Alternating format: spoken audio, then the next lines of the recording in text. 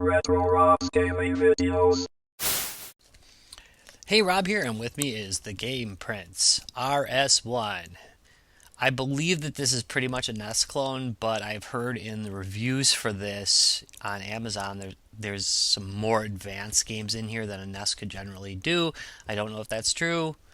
I haven't actually played one of these myself, although we are giving one of these away for free. And I mean, just like giving one away at the Midwest Gaming Classic this week, at the end of this week. So that's Saturday and Sunday, and if you have a VIP pass, you can get in on Friday.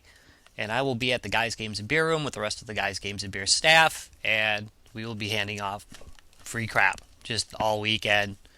And if you're over 21, you can probably get a beer with us too. Probably meaning definitely.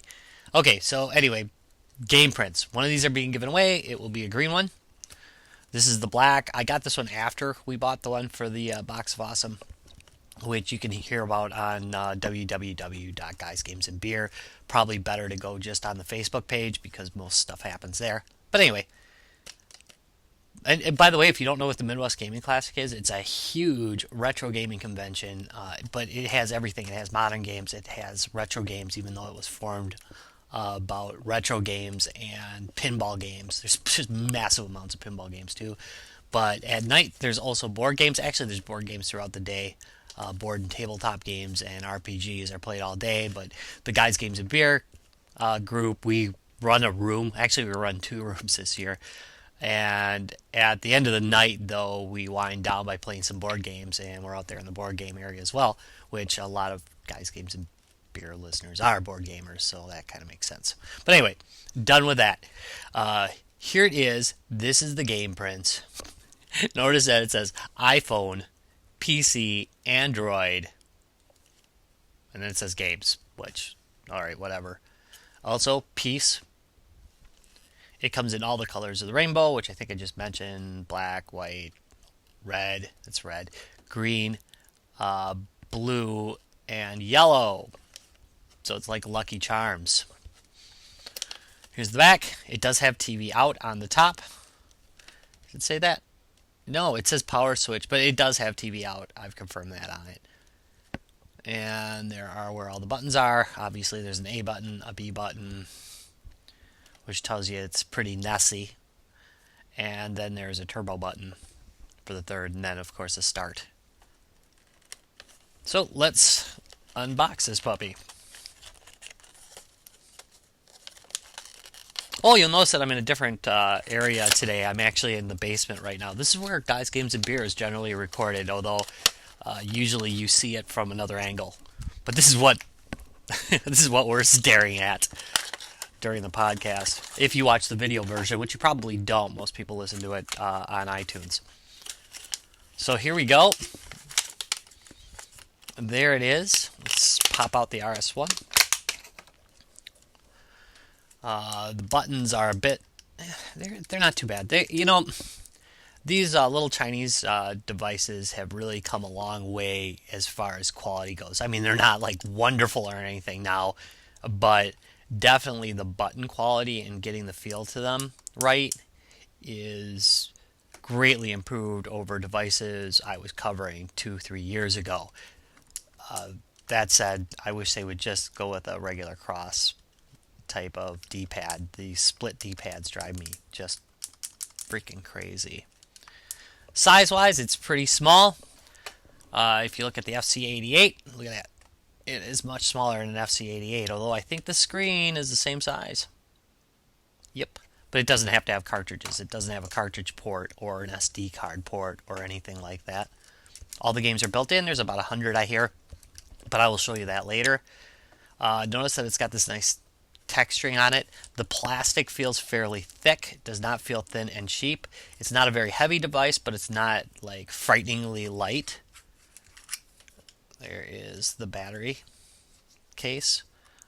3 AAAs. You can also apparently use a lithium-ion battery pack that they sell. Who knows? And then here is the cables, and you plug.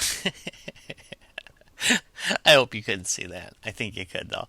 Anyway, you plug this in, and then it's got TV out to the TV. That, of course, is how I'll record the games when I cover what kind of games are in here. Here's the manual, mostly Chinese. There is an English side. Notice how it shows New Super Mario Brothers, which I don't think is on there. I pretty much can guarantee that is not on there. False advertising. It's awesome. You ever notice that we just give the Chinese a pass for false advertising? We just expect it from them.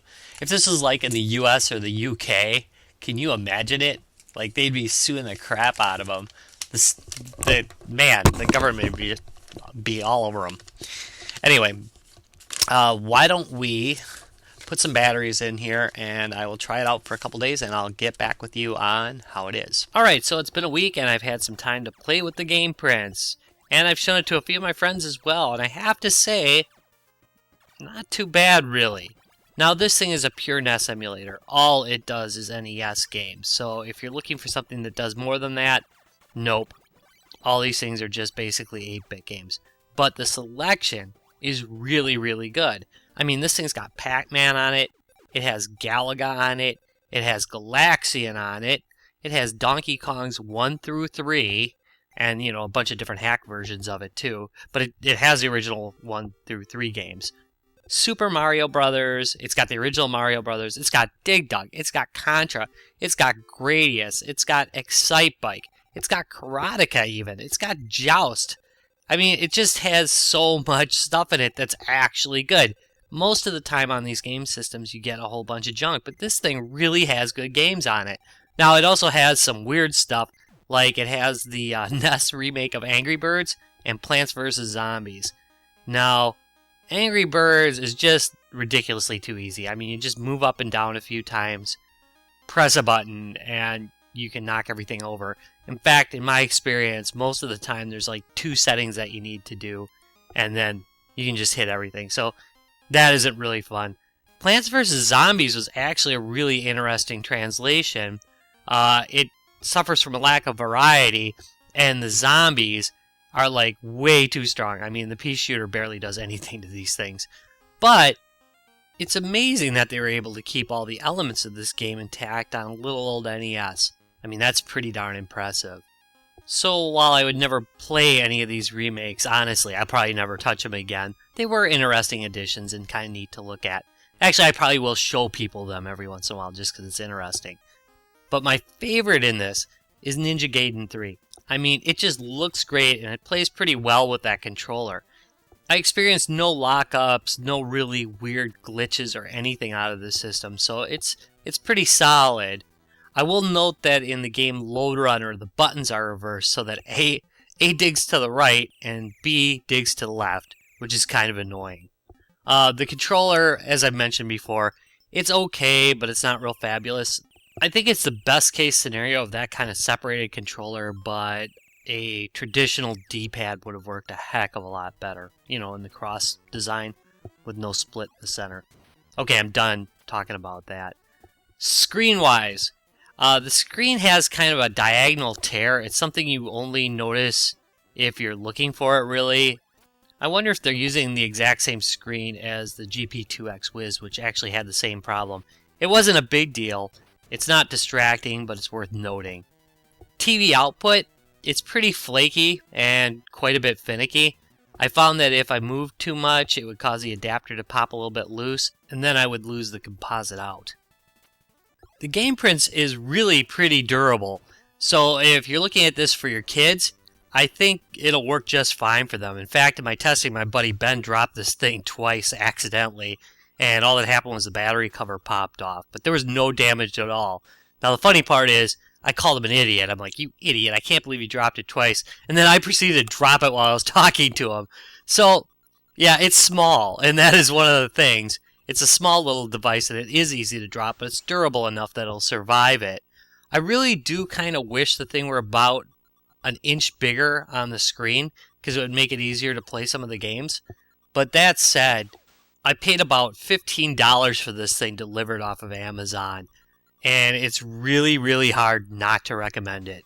Durable, great games, The only negatives being the video output is not very good, and the controls are a little bit weird.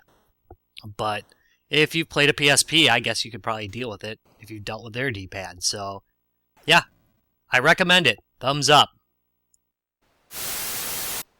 Thanks for watching. Please thumbs up, comment, and subscribe for more.